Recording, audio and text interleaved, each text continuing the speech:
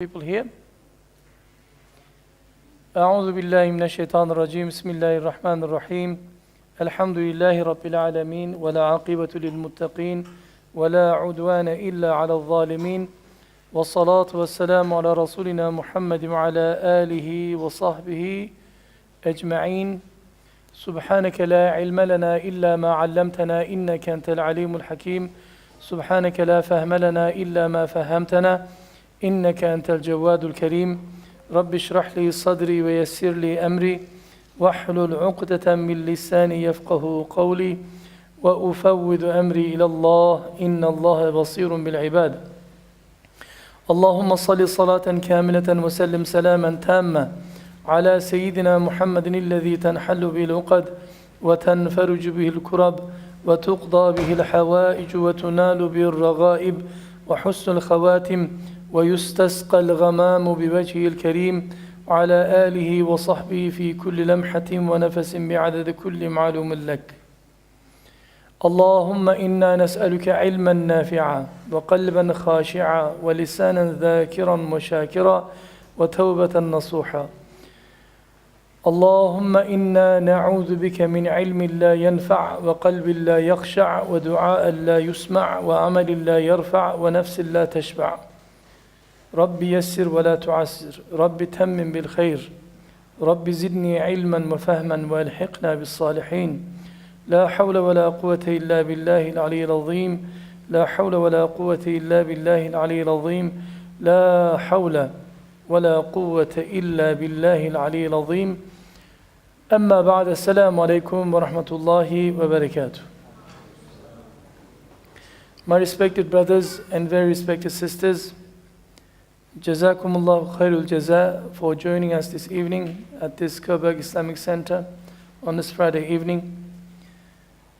Those people who are here present, Alhamdulillah, we have a full house, as well as the many hundreds of brothers and sisters who are watching over the internet. Welcome. Jazakumullah khairan.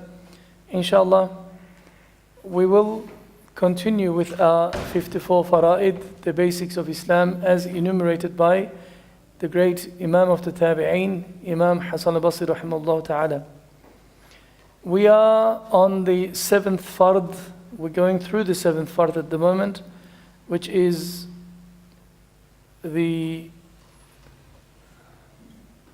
what is the 7th fard? To consume only halal foods and drinks. Anything that it goes into our mouth is our rizq. And since rizq does not fall into our mouth from the sky, we're not the Jews in the desert. Manna wa salwa doesn't come to us. We need to earn our living.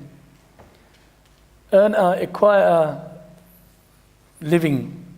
The bread that we eat, daily bread, so to speak. Islam, the most perfect religion of Allah subhanahu wa ta'ala, regulates everything in our lives.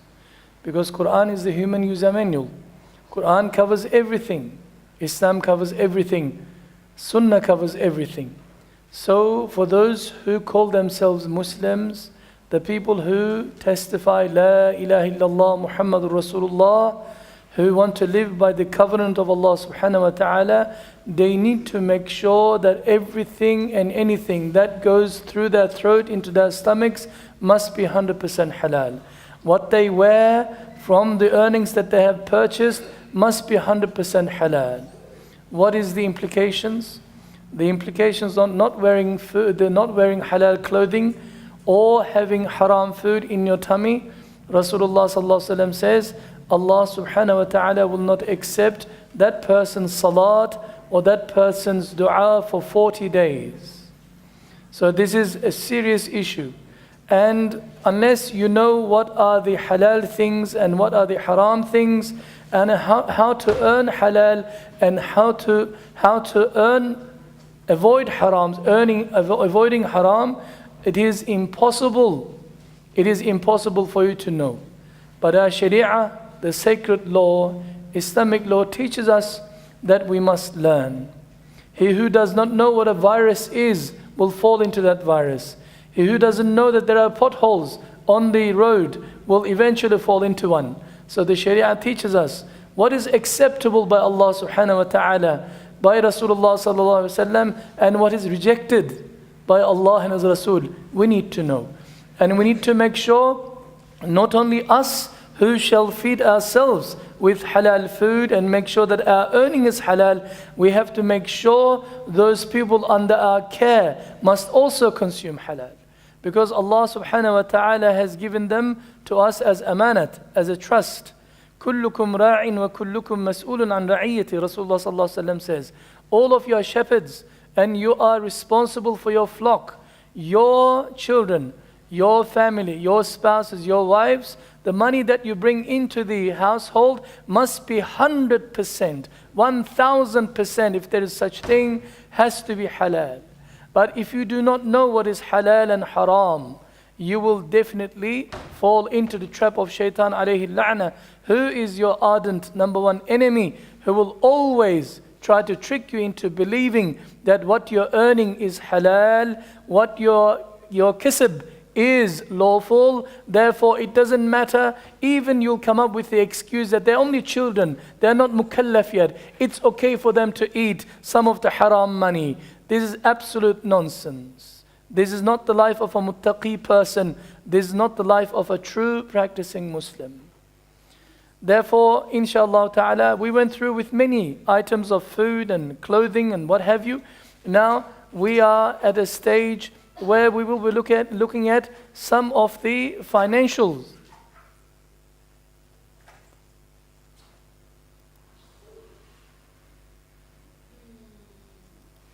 Financial aspects of Islam, Islamic economics, how to buy and how to sell, how to deal with people, what earnings are halal, what earnings are haram. People continuously ask this question.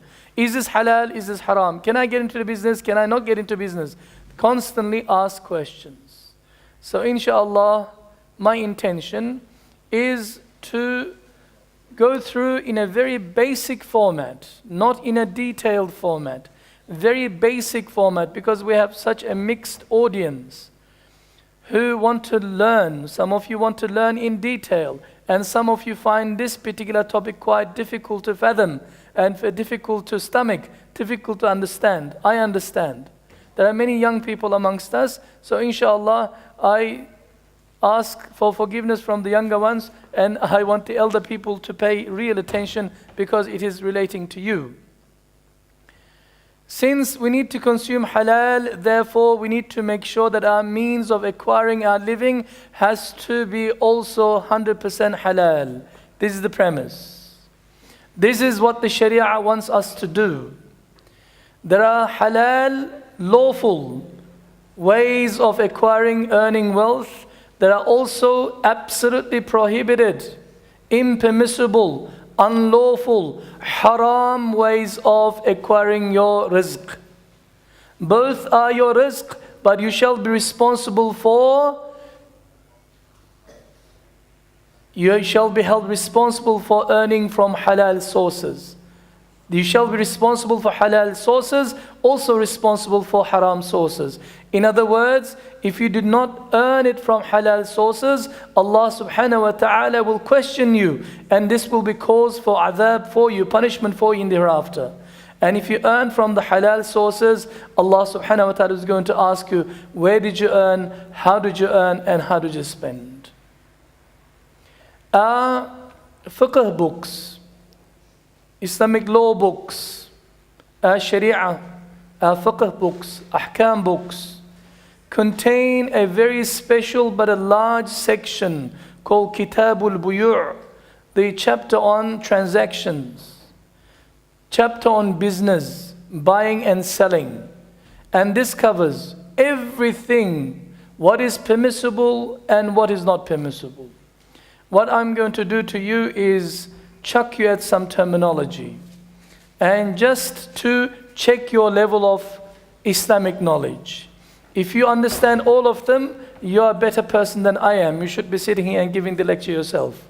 If you don't understand any of them, that goes to show that we are completely uneducated in this area. So let's have a look at these words but I am 100% sure you are familiar with some of them. At least on each page that I'm going to show you, you are familiar with one or two of them, inshallah. Halal, lawful means of earnings are listed as follows: اغتنام, بيعة, هيبة, وراثة, وصية, هدية, صدقة, إباحة, استحقاق, أجرة, إحراز, صرف, قرض, مزارعة, etc. How did I go? Or how did you go? It's Chinese? Yes. It sounds like Greek to you? Yes. These are the halal ways of earning. Halal ways of earning. Sharia never left out anything. Anything to do with human life, our sacred law covers everything. Because it's a perfect way of life. It is the most perfect way of life in this universe, in this world. It is not a man-made system. It is Allah-made system for our benefit. The next one, how about the haram earnings? We must keep away from, as far away as possible. Bay' batil, bay' fasid, bay' makruh, rushwa, qimar, ظلم, khiyana, حيلة, خضعة, غصب, سرقة, نبه, تغرير, ربا, احتكار, كسب الخبيث. Those who understand a bit of Arabic, they might guess some of the names, but who doesn't understand Arabic, they're completely lost. Correct? Yes, I can hear the word rushwa, maybe in my Urdu, in Persian, in Turkish, we might have the word rushwat. This, they can understand. The word qimar is qumar. It's actually with the kasra, qimar. Maybe I can understand the word riba. Yeah, no problem. Inshallah, what I intend to do with you today, inshallah, go through and explain some of these to you. Some of them extremely briefly. Some of them extremely briefly, and some of them, inshallah, I want to open up because it is very much related to everybody's life. Some of them are not related to you unless you are in business, in tijara, buying and selling. You have a shop operating, you have a trade that you are buying and selling, you're a merchant. Then if you are not familiar with this, you will definitely fall into haram. Umar ibn Khattab radiallahu ta'ala anh will not allow anybody to come and trade in the markets of Muslims, open up a shop, open up a stall to sell anything unless they are fully acquainted with the necessary information, necessary knowledge as to make sure that they know the differences between halal trade and a haram trade. If they are not qualified, if they don't have a license, they will not be able to come even closer. I just want to say is sell dates. Not good enough. You need to know the ahkam, the hukum, sharia rulings on this issue. So inshallah, let's go through what does the sharia allow us, permit us to earn our living from. Perhaps one thing that the first one is اغتنام is not something that is relevant to our lives any longer for the time being. This is when a Muslim army goes to war, and after the war there are lots of wealth left behind by the enemy who's been defeated. This is called ghanima. This ghanima is distributed amongst the soldiers according to a particular formula. And if you were to happen to be one of those persons in the war, a mujahid who went and attended to defend the borders of Islam, to defend the Muslims from the alien attacks, kuffar attacks, then this particular wealth that comes from as spoils of war is called اغتنام. This is halal for you, 100% halal. But the Ra'isud Dawla, the Khalifa, the government gives this to you. You do not go and fill your pockets with the house that you entered, that the enemy house that you entered and killed. You don't fill your pockets and take the money and take the jewelry in your pockets and hide it. This is absolutely not. Rasulullah sallallahu alaihi wasallam tells us, even if a person takes a shoelaces, unworthy, used, third hand, not second hand, third hand, this will be used against them on the day of judgment, will be cause for punishment on the day of judgment for that person. So the soldier, whatever he takes, whatever he collects, he has to bring this ghanima to the treasury, to his commander. And this is taken to public treasury, and from there it is divided into certain sections and given to the mujahideen, the veterans who went to the war. And there's some people for the treasury, some for some other people. There is a formula that the Sharia follows. This particular form of earning is no longer available amongst us. We are not at war. We are not at war. Secondly, by the way, one of the most common questions Muslims ask me amongst the younger people, that what is our form of war if we were to go to war? When we go to war, we do not kill anybody that is not a combatant, who doesn't hold a weapon in his hand towards you to kill you. You do not fight with anybody else. You do not go and destroy property. You do not go and blow up houses and schools and hospitals and what have you, roads, what have you. You do not even touch living trees. You do not touch the houses of religion, monasteries and churches and synagogues. We do not touch. We do not kill people of ministries of religion, ministers of religion. No priest, no haham, no the rabbi is ever killed in the war. There is a very strict rule, code of conduct. We don't believe in this collateral damage concept, where you drop a bomb into the city where 20,000 people die and say it's okay, it's all a collateral damage. This is dhulm, this is kufr's concept of the war. This is not our concept. So even in war, we only fight people who are combatants, who are holding weapon in their hands. Even in that way, we need to make sure that we are just and fair. We do not go and rape people. We do not mass murder people, innocent people. We do not go and blow up things for no reason. These are all prohibited acts, including suicide, including this suicide bombers. Not an Islamic concept. Never was an Islamic concept. It is something that is invented in the 20th century. Not by the Muslims, by the kuffar. From the Tamil Tigers to something else. So now the Muslims are copycat in both in Palestine and everything else. Yep, Allah subhanahu wa ta'ala controls the qadar. Allah subhanahu wa ta'ala controls the qadar. Allah subhanahu wa ta'ala wants us to look at our inner. And we should follow our ulama, should follow our leaders. Not everybody follows their own, the whims and wishes. And therefore, in the state of fit of emotion, you go and blow up innocent people. If you went and blow up, yes, the enemy barracks, that's one point. But blowing yourself up deliberately in the process, it's not a concept that Islam accepts. Although some of the ulama might give the fatwa under certain circumstances, this is not the majority. This is not the accepted overall view in Islam.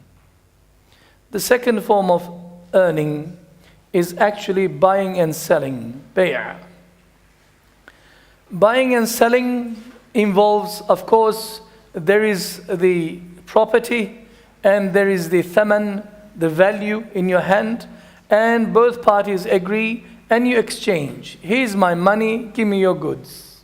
This is purchasing, buying and selling. You either buy or you sell. This is absolutely halal within certain boundaries. In Islam, in terms of mabi', the things that you buy and sell, there are actually 4 ways of transacting with one another. One is, I don't want to use the Arabic terms because it's not on the board. One is the barter system. You give me 2 chickens, I give you 2 chickens for a duck, maybe. There is a value, agreed upon value amongst all people. You have a barter system. You give me goods for goods. There is no money involved in this. There is no money involved.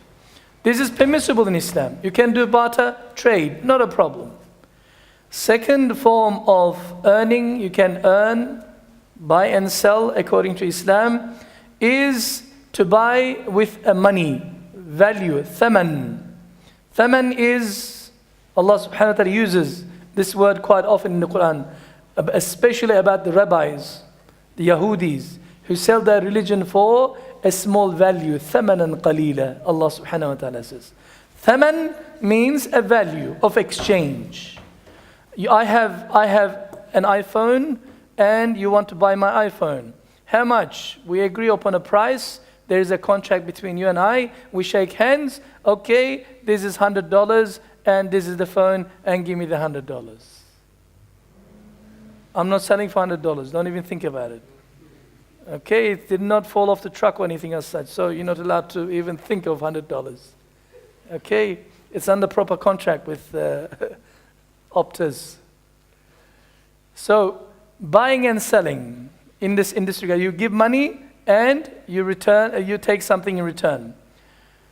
This is also halal. This is the most common way of doing things. You go to the shop, you give your money and buy something. You go to the supermarket, at the cash register, you give money, medium of exchange, and you buy the products. Otherwise, they won't let you go in the first place. Third way of doing things, way of earning, is when you exchange money for money. This is called sarf. And the person who deals in this is called sarraf. Money exchanger. So I have Australian dollars, you go to Hajj, Saudi, and they say, what's the rate for today? The rate is the value, agreed upon value is 1.333 something, or $3.4, or the riyals. Okay, for each dollar you give me, I give you 3.4 riyals. So I give him paper money, he gives me paper money. The value of each is the same.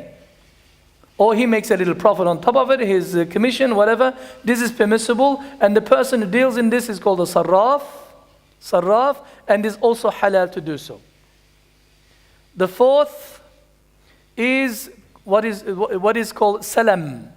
Salam is advance purchase. Again, we started with an iPhone, we start with iPhone. We heard the good news that the 4G iPhones are coming out soon. Or iPad. It's not a plug-in for the Apple, don't get me wrong, because it's just in front of me. So you go to the company, the dealer, he says, it's coming soon, can I put an order in? Yes, no problem. How much? $400. Here's your $400. When will you deliver? In 2 weeks' time. Not a problem. So advance purchase in this regard for something that exists and that's coming, that's available before you, is permissible to buy and sell in this regard. There are other forms of buying and selling. When it's called bay' musawama, when you bid the price of a particular commodity to a level where it is accepted by everybody. There is a huge demand in the community for a particular price, but this is not ihtikar, should not be confused with. So in an open auction, I sell the house, my house for example, at $250,000. That's what I'm asking for. It starts with $150,000. After a couple of bids, 5, 6, 10 bids, and this bidding process going up is also an accepted form of earning. Provided that you don't cheat, there are harams involved in this transaction also. You don't push the price up pretending to bid. There are some false bidders in the auctions, for example. This is absolutely haram. In order to trick that particular saf, that beautiful, sincere, simple Muslim, so to speak, they play tricks to get the value of the property 3 times higher than what is worth. in order to get some money so they can have some 50-50 share, some commission on it. This is not permitted. This is haram to do so. Another form is called murabaha. Murabaha is when you buy for me something that I want, which I don't have money for. iPhone. We say iPhone for some reason today. I saw an iPhone in the shop and I bargained with the person. And he says, okay, $200. Not a problem. The market value of the phone maybe is $300. So you come to me and says, Brother Mahmoud, Ustaz Mahmoud, I can buy this phone for you. But I want to sell it back to you. I want to buy it off you. Actually, I want to buy it for you from that man, and I want to sell it to you. Because I haven't bought it yet. This is the phone. So he buys it for me for $200. I made the bargain for. Then he sells it me for $220. He says, that's my profit. That's my cut. Okay? This is called murabaha. And majority of the transactions that happen in the MCCA and other Islamic financial institutions is of this nature, called murabaha. I once went to MCCA and wanted to buy a car. Exactly the same thing from an auction. I bought my car, I chose my car, I don't have a single cent. So they said, is this the car you want? 100%. This is our profit margin. We want to put 2% on it or 3% on it. Do you accept it? Accept it. This is our profit margin. Profit margin, not interest margin, profit margin. And therefore, do you accept it? Accept it. Khalas. When will you pay it? In 2 months' time. No problem. Here's your car. They write the check and give it to them. This is called murabaha. Murabaha is something that you quite often hear. Another form of buying and selling is bay' tawliya. In other words, you bought something for $200 and without making any profit, because there's no more buyers for this good and product, you want to just get rid of it as quickly as possible, where you sell it at the same price. Your wholesale price, you give it to the customer. You're allowed to do this. The transaction in this is also halal to do so. And the fourth one is, like in the third case, you cannot get rid of this product which is sitting in your warehouse that you want to sell. It doesn't matter, you want to cut your losses and you sell it with 20% discount from even the wholesale amount that you bought it for. Less than the amount you bought it for. This transaction is also halal. This transaction is also permitted in Islam, not a problem. The next word, hiba.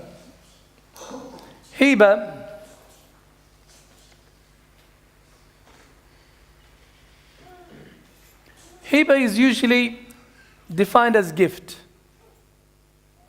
but usually referred to items of food, items of clothing, and small amount of property. Another the term used extensively, interchangeably, in the Islamic terminology is hadiyya, also a gift, a present. Very similar to each other, but technically they have some differences which is irrelevant to us. To give hadiyya, Rasulullah sallallahu alaihi wasallam says, is something which will increase love between each other. Give each other hadiyya, he says. Give each other gifts, which will increase your love towards one another. This is a sunnah of Rasulullah sallallahu alaihi wasallam. Giving hadiyya, giving presents to each other. Although we're not Christians, we don't wait for Christmas to give hadiyya, or birthdays to give hadiyya. We should give hadiyya to each other at all times, on regular basis. Small amount, simple amount, something that is elegant, something that is something good, something useful. You take it and give hadiyya. If you don't have something to give, if you're poor, what do you have to give? Your smile. Rasulullah sallallahu alaihi wasallam says, this is also a gift for your brother. This is a sadaqah for you. This is our deen. If you don't have anything to give, so you can't do anything else. However, there are rules and regulations for giving hiba. You must be in possession and in ownership of that particular goods and property. You can't come around and say, oh, I found she's here, I found an iPhone, brother Emre, hiba for you, gift for you. You can't do this. That's not permissible. That's not permissible. So you must have the possession. It must be yours. It must be legally yours in your possession, and you must legally own it before you pass that ownership to the other person without any price. You just give them for the sake of Allah subhanahu wa ta'ala. If somebody makes you a hiba, gives their car, gives their house, gives their this, you take it. If you accept it, that is, it's halal for you also. Not a problem. The next one is waratha. Waratha is one of the most, unfortunately, more dangerous than riba. Haram that Muslims are committing every day today. What? You say, what? How can it be worse than, what do you call? Riba. Riba is haram. Riba is interest. That we have our houses up to our necks in interest. We have this mortgage up to our necks in our interest. Waratha is something, firstly, there is a halal way and there is a haram way. What is the halal way? Halal way is when a person who has some property, some wealth, before he dies, he writes it down. This is my wasiyah. This is my will. According to Sharia, my property must be divided amongst my heirs, amongst my children. According to Sharia, this is also called fara'id. According to Sharia, if you are a good Muslim, as soon as your father passes away, mother passes away who has property, you must definitely follow the Sharia rule and divide the property accordingly, according to the Sharia rule, not the law of the land. What are you talking about? That's very, very unfair on the women. That's your problem. Allah subhanahu wa ta'ala gives 2 shares to men and 1 share to women in division of inheritance. Why, bro? Isn't that unfair? It's absolutely fair. How? Let me explain. According to Islam, a man is responsible solely on his own, 100%, to provide the daily bread earnings, halal earnings for his family. Wife is definitely not required to work. Wife is not definitely required to lift a finger to bring any dough into the household. It is 100% the duty of the husband. She is the queen, and all of her expenses are met by the husband, including the children.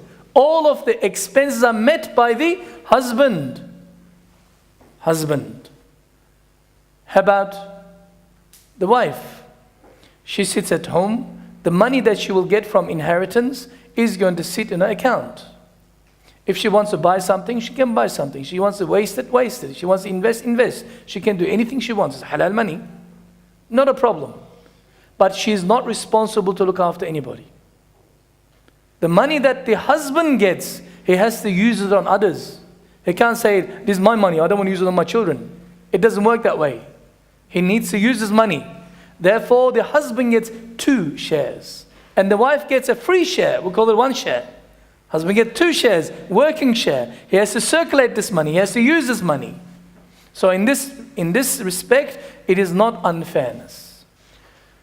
The moment that you do not understand this concept and therefore deviate from the Sharia division of inheritance, and you say, I bought this house in Australia according to Australian law, therefore I want my haqq, my share according to Australian law, wallahi al-azim, you are eating haram. You are eating haram.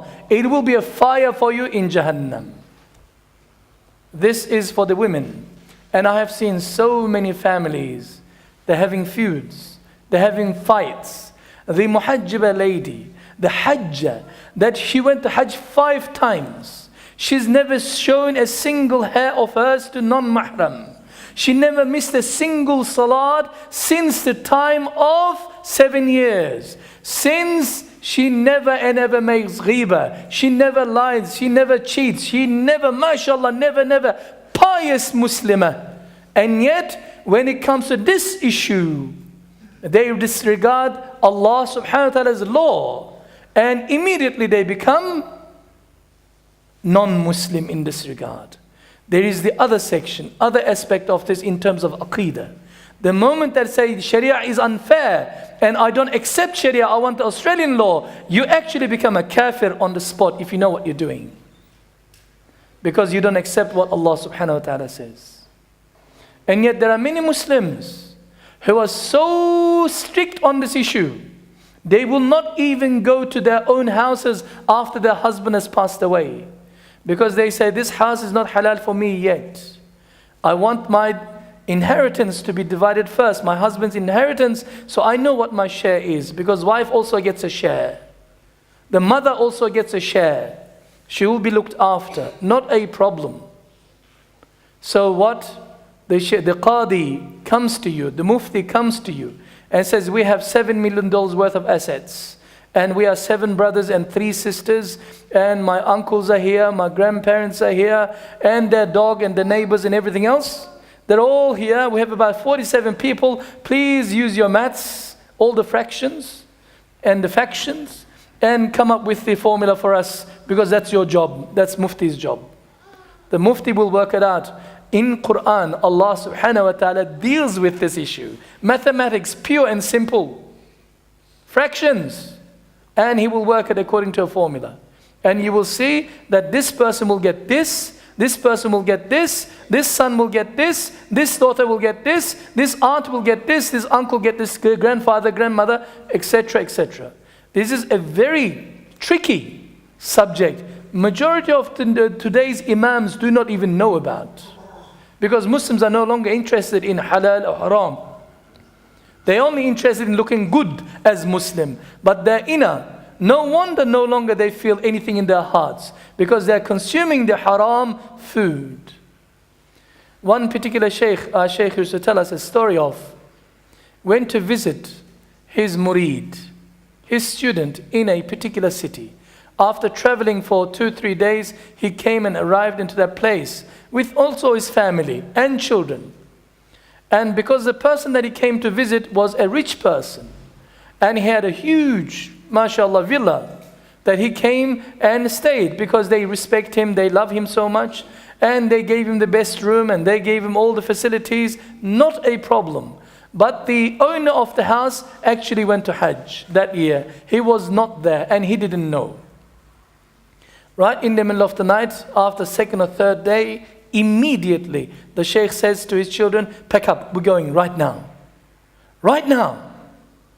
They didn't ask a question, and everybody in the house, the children of that particular rich person asking, Ya Sheikh, please, have we done anything wrong? Did we have any wrong adab towards you? Please forgive us. Have we done anything wrong? Please forgive us. What have we done? He says, no. He says, I need to leave right now. In the middle of the night, 1 o'clock in the morning. And everybody left and they went and stayed in a hotel or somewhere else. And they asked, please tell us why. They begged him. Eventually he says, I saw in my dream, Allah subhanahu wa ta'ala told me, Ilham has come to me that your father has passed away at that particular hour in Hajj. Allah yarhamu. Inna lillahi wa raji'un. Therefore, the house is no longer his. The house belongs to his children. Inheritance. And not all the children are here. So I do not know whether they will make the haqq halal to us or not. So we do not know. Therefore, it is not permissible for us to stay in such house.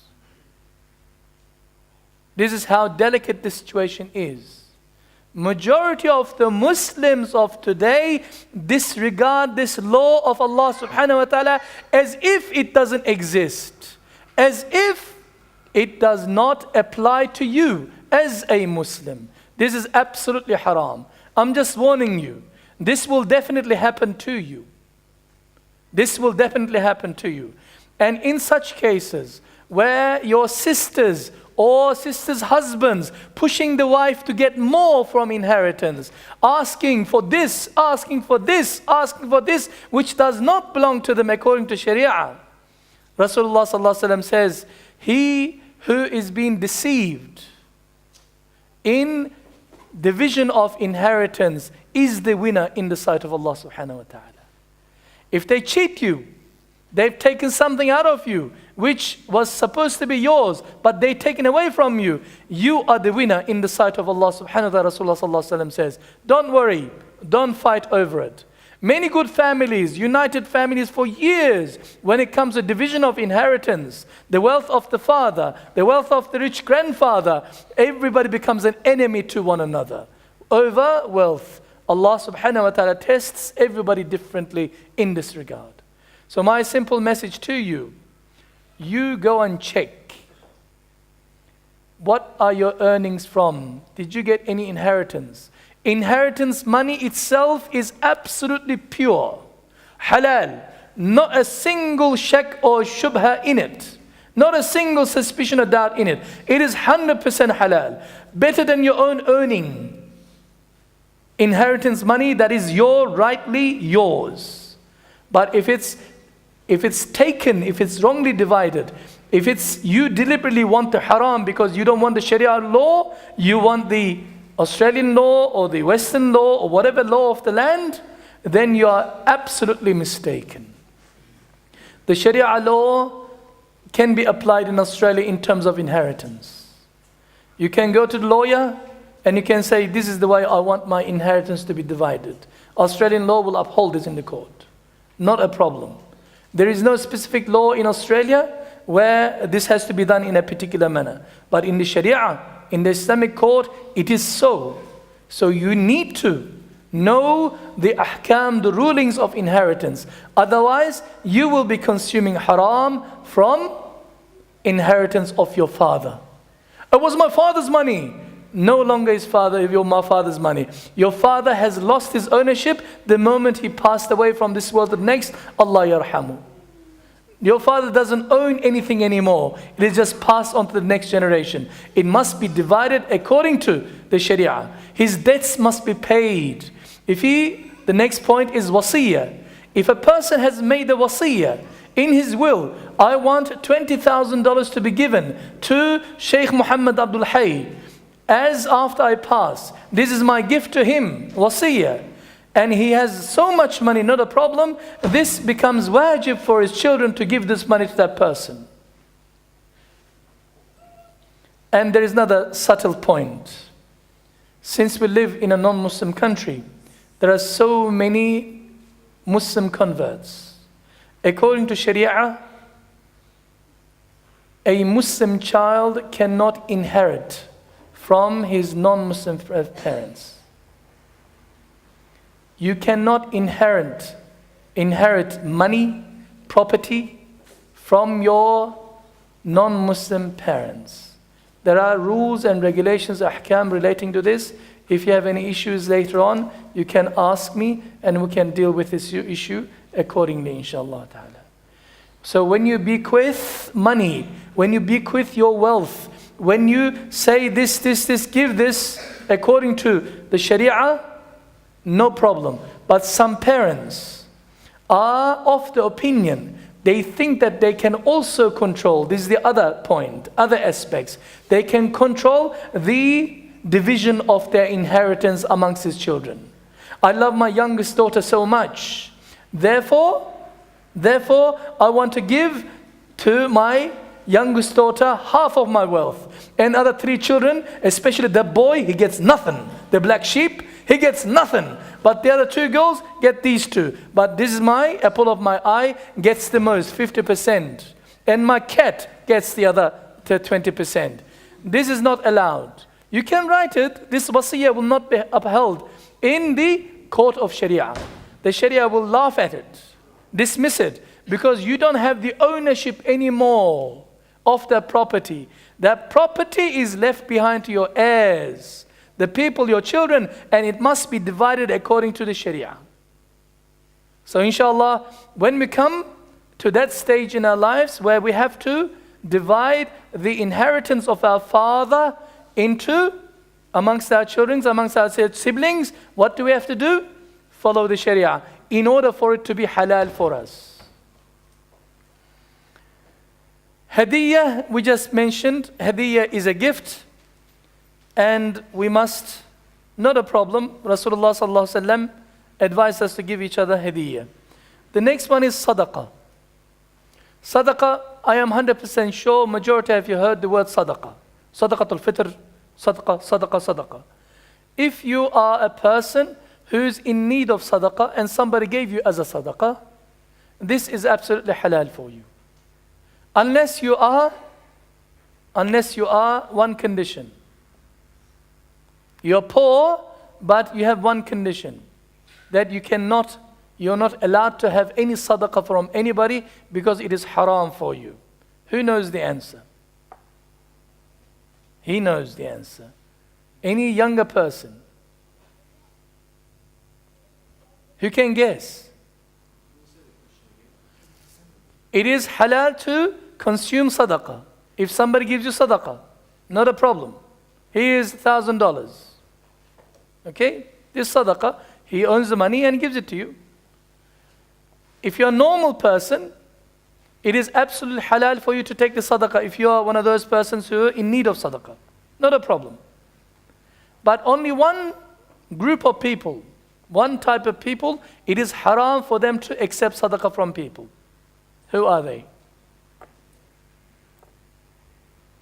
Nobody? Nobody knows? The one who owns? No, he's already giving. Who? Rich people? I mean, the person is poor and he deserves the money. Not a problem. Even if the person is poor, in this case, you cannot take it. It's haram.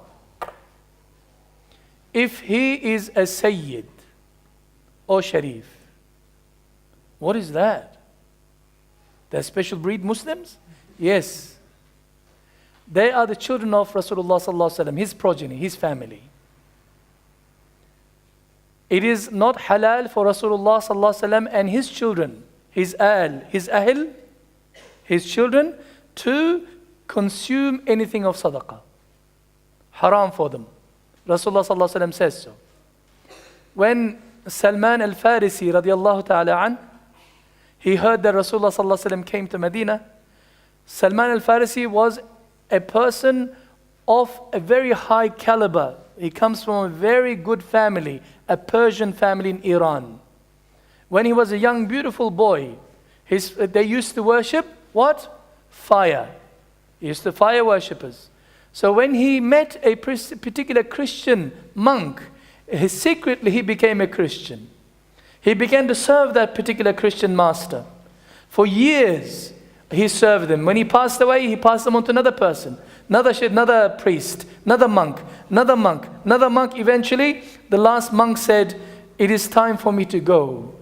And I'm just waiting for the advent of the new prophet, Heraclius, Muhammad Mustafa, Ahmad alayhi salam, to come into this world. He should be coming to a city where there are lots of date trees. If you were to go to that particular city, and you will meet him. So I leave you in his hands. And these are his signs. These are his signs. He shall have one particular mark on his back. He shall never and ever take sadaqah. No charity. He will not accept charity. Okay? So, keeping these two criteria in his mind, he said he tries to find this place called Yathrib. He allows himself to be sold as a slave into the caravan who takes commodities through camels, hundreds of camels into Medina. They grab him and that's how the life was at that time. If you didn't have any protector, they will take you and use you as a slave. And he was sold as a slave to a Jewish person, a Yahudi in Medina. Yathrib at that time. So when Rasulullah sallallahu alaihi wasallam came into Medina, he wanted to go and see him. When he saw him so beautiful, there are thousands of people around him.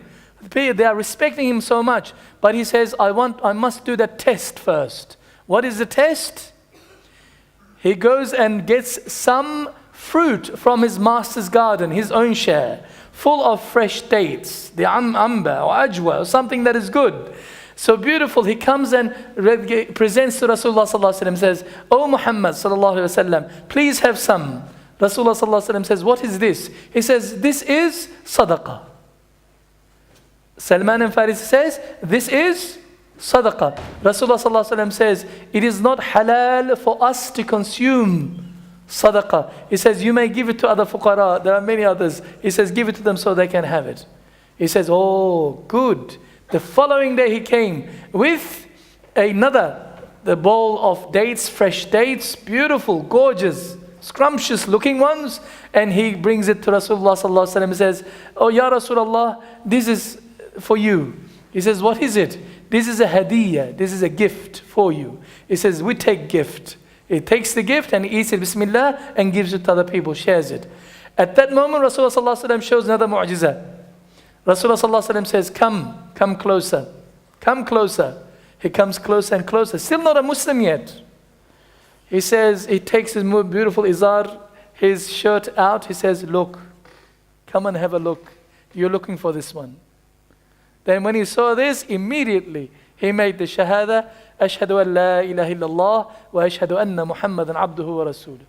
So it is not permissible for the a'ilah, for the family, ahl of Rasul, Ahlul Bayt, to consume any sadaqah. And the children of Rasulullah sallallahu alaihi wasallam, his progeny continues from Fatima and Ali karramallahu wajha. Their children, Hassan and Hussein. The progeny of Hassan are called the Asyad, the Sayyids. And the children of Hussein, radiyallahu anhum ajma'een, anhuma, they're called the Ashraf or the Sharifs. So there are many Sayyids actually in this masjid. They come to this masjid. And I made some offerings to them at once. They said, "Is there any nadhr involved in this? Is there any sadaqah involved in this?" I said, "Yes." He says, "We cannot take this, I am sorry." He did not take the food that we were giving because somebody made a sadaqah to a particular person. I just want to pass on to that particular person. He will not accept it. So everybody can take sadaqah except who? The people who are asyad, the sayyids, the children, progeny, the family tree, all the way from Rasulullah sallallahu alaihi wasallam, including our times. They do not take sadaqah. The next one is called ibaha. Ibaha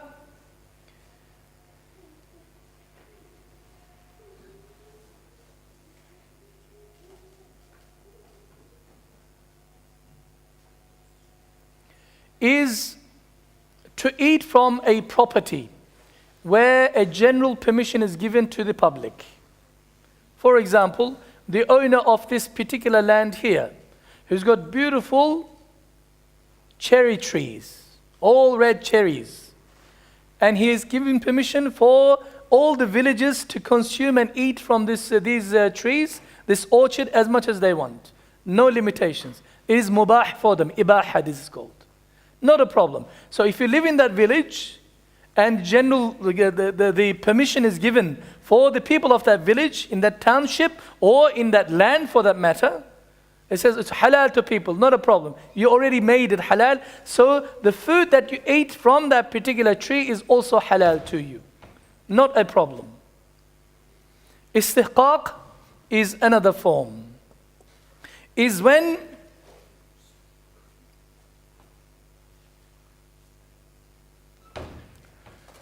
you purchase a particular item, and within that item, certain things happen which comes with it. By definition, you just bought the land, for example.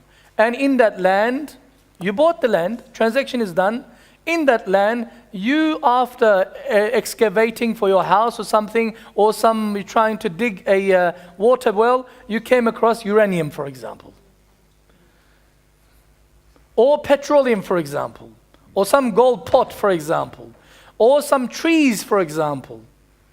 We went to a particular campsite, I never forget, years ago. The man says, I bought this land for this particular property for $100,000. But even if they offered me now over $1.5 million, I will not give it to them. I said, why? What did it change? He says, I got some of the foresters, some scientists come and inspect these trees. And these trees are so rare and they're so expensive. Each one is over $50,000. Each with a huge tree used in particular furniture making or some sort of thing. He says, I've got the whole forest in my own land. He says, all of them are mine. This is called istiqaq. Or for example, you bought a cow. You're a farmer. Sure. Alhamdulillah, subhanallah, how much bro? $600. Salaamu alaykum, alaykum salam. You came home after 2 days or 3 days or 4 days or 5 days. The cow gave birth to a calf. The calf is also yours. It is your right to have that calf. You don't say, oh, excuse me, shall I put this calf into a little cage and send back to you? It doesn't work that way. It is your right also. So if you bought a property or you bought a commodity that came with something that is hidden within inside of it, that is also your haqq, istiqaq it is called. Ujrah is something that everybody works for. That is enumeration, payment, salary. You work in a halal, permissible job, and the money that you get for your own hard work, your service that you provide, the labor that you provide for that particular company is your salary, that's your payment, that's your wages, therefore it's also halal. It's your own blood and sweat, not a problem. But make sure the place that you work has to be halal. Ihraz is you're benefiting from public crown land. Nobody owns it, right in the middle of the mountains. You just happen to, or some property, some beautiful water running through, spring from the ground, mashallah, pure, tasty, gorgeous. And all of a sudden, you filled 2 gallons full of it, which is precious water, healing water, whatever the water is, it's yours. Halal to you. Halal to you. Nobody has the right to say to you that this is haram. No, it is a public property. Public property, it's open to everybody. Anybody can buy it, anybody can get it. It's a crown land. It's in the nature. Allah subhanahu wa ta'ala did it. So this is also permissible in Islam. If you were to go and open up a land in the middle of nowhere that nobody owns, there is not a house or land nearby, 200 miles around, you just 5-6 acres, you begin to till the land, you begin to work on the land, you add put trees in, planted trees and vegetation and what have you, then turn into a beautiful, luscious orchard and garden. It's yours according to Sharia. Because nobody has any ownership over it except the government itself. And government has given this permission. This is permissible to do so. This is halal. Sarf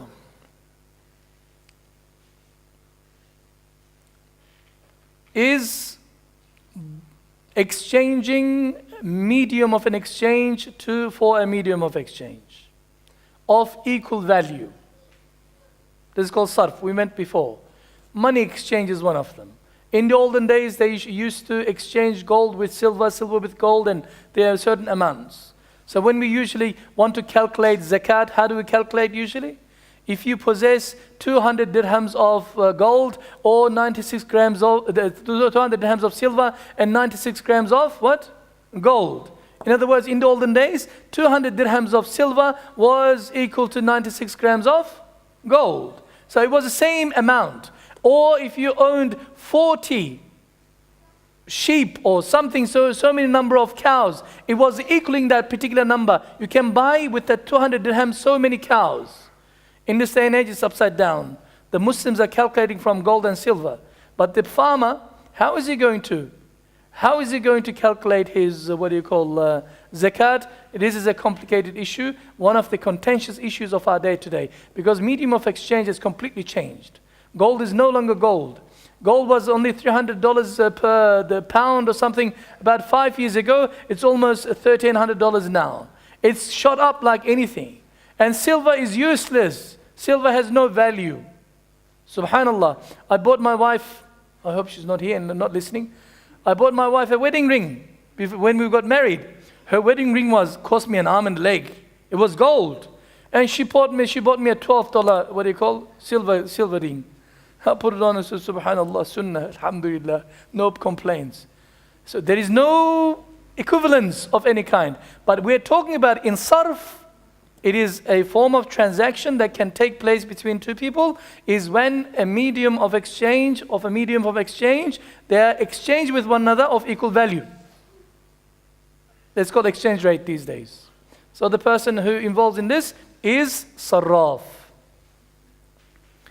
Qard. Qard Hasan, Allah subhanahu wa ta'ala says, Qard is borrowing or lending.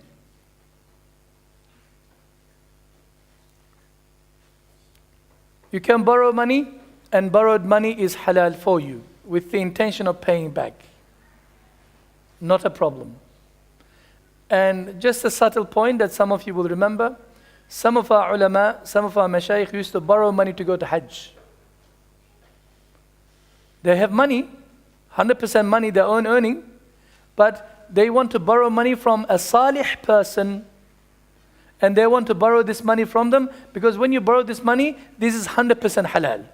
So they want to go to Hajj with this 100% halal money, and the money when they come back is already there, their own money. They pay the money back to the man, because we want to go and do our Hajj with the 100% pure money, that we're 100% sure. No taint of any haram ever touched, like the inheritance money. Like the inheritance money, the money that you borrow from a salih person, a good person, to be paid back, not a problem. Some people, obnoxious people in our society, they come and say, Ya brother, I am in trouble, please. My wife is in the hospital and she had an operation and the kids are outside and I couldn't pay the money. Can I borrow $200? Wallahi, I'll bring it 2 weeks' time. You look at him, subhanallah, here's $200. It's been 7 years, hasn't come back yet. Because they do the same thing with another person. They do the same thing with another person. They do the same thing to another person. It happened to me several times. Usually still happens. I know the case that he's lying, but I still give him the money. Because the old man is crying. What do you want me to do? If I don't give him money, he's going to say the Imam of Koberg Masjid is stingy. That's even more bala. Muslims are stingy, they don't give me money. But what he does, Rasulullah sallallahu alaihi wasallam says, it is not permissible for a person to eat anything other than his basic staple food.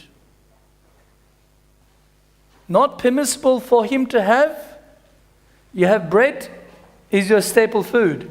You can't have gibna, you can't have zaytun, you can't have cheese, you can't have anything else next to it. If you owe some money to somebody, you must pay the money first to that person. That's his haqq. He's done you a favor. Qard. This is a loan that they're given to you.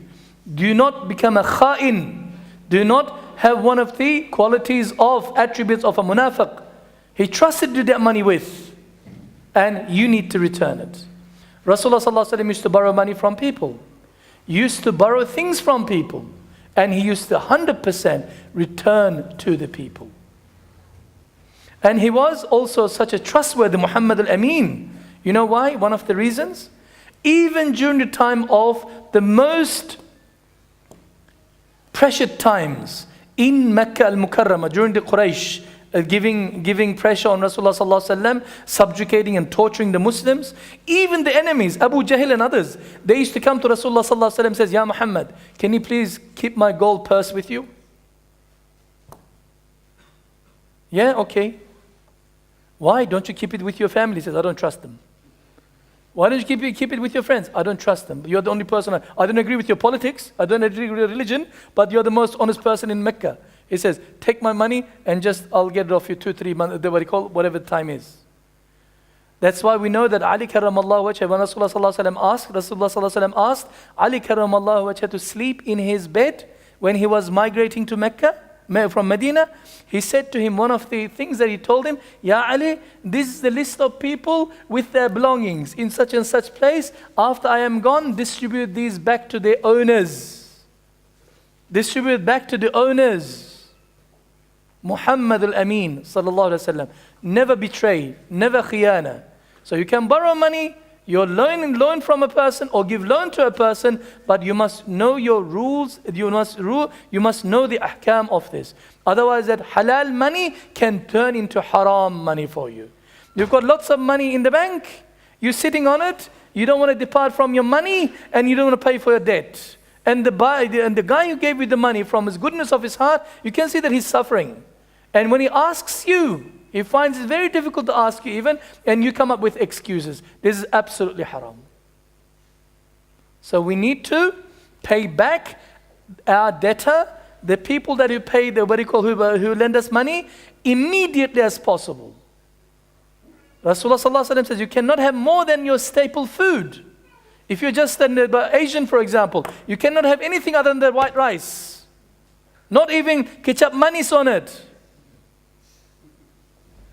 You can't have any chicken next to it. No curry next to it. You need to pay the money back to the person because you don't own that money. That money belongs to that particular person. So borrowing money is halal, but paying is fard. You need to pay back that particular person.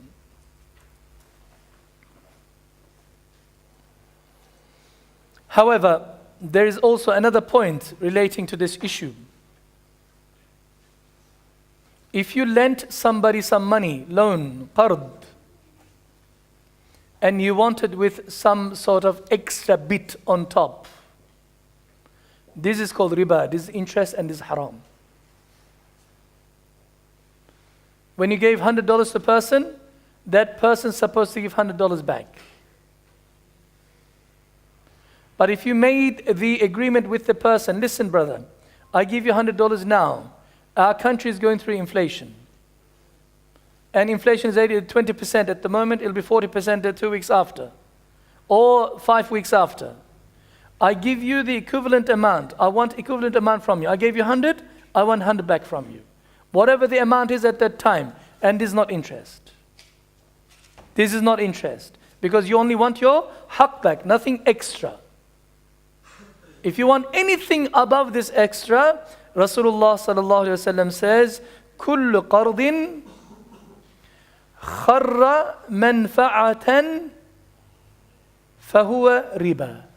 Anything above what you have given in terms of your loan that you ask for is regarded as riba, interest. And interest in essence, is haram. Absolutely haram.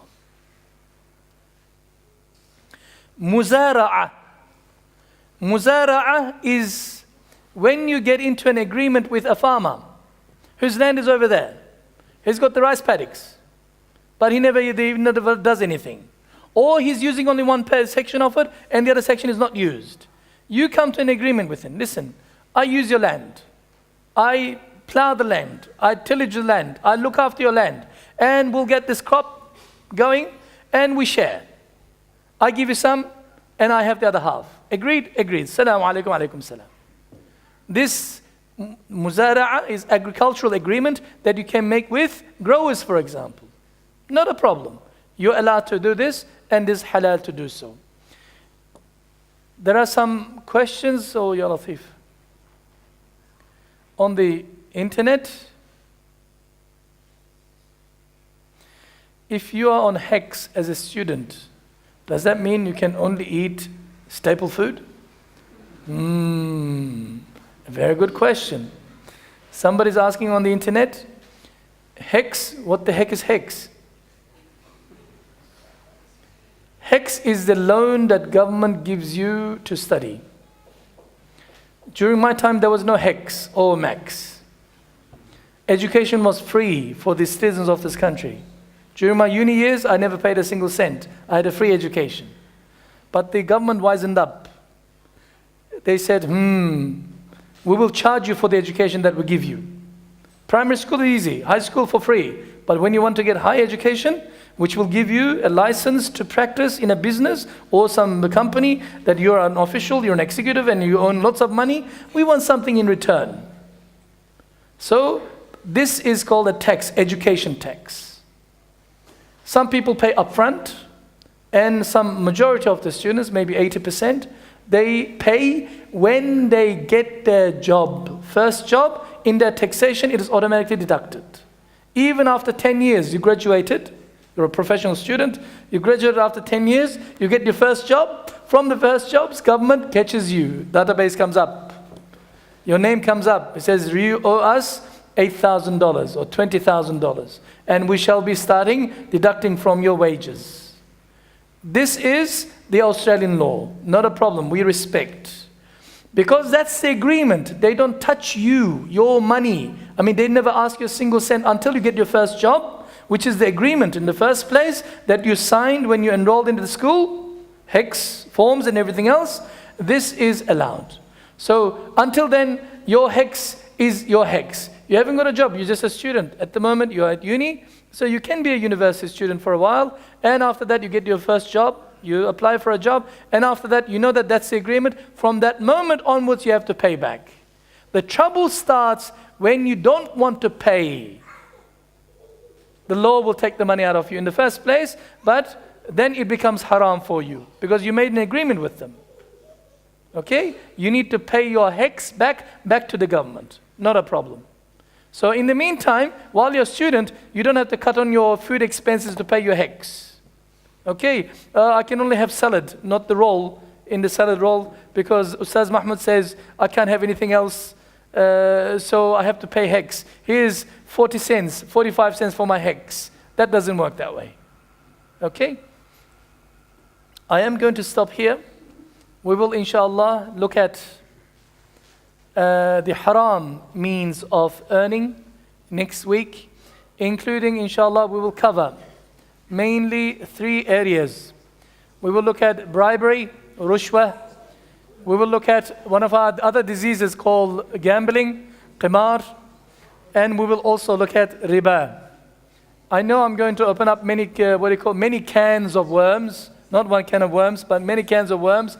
But inshallah ta'ala, may Allah subhanahu wa ta'ala help us to acquire beneficial knowledge. Our intention is to learn for the sake of Allah subhanahu wa ta'ala, so that inshallah we become practicing Muslims. We want to do the right thing by Allah subhanahu wa ta'ala. We want to feed our children halal. We want to feed ourselves halal. We want to make sure that we are ibnul halal, the son of halal inshallah, not ibnul haram. Na'udhu billah, hafidhana Allah wa iyyakum.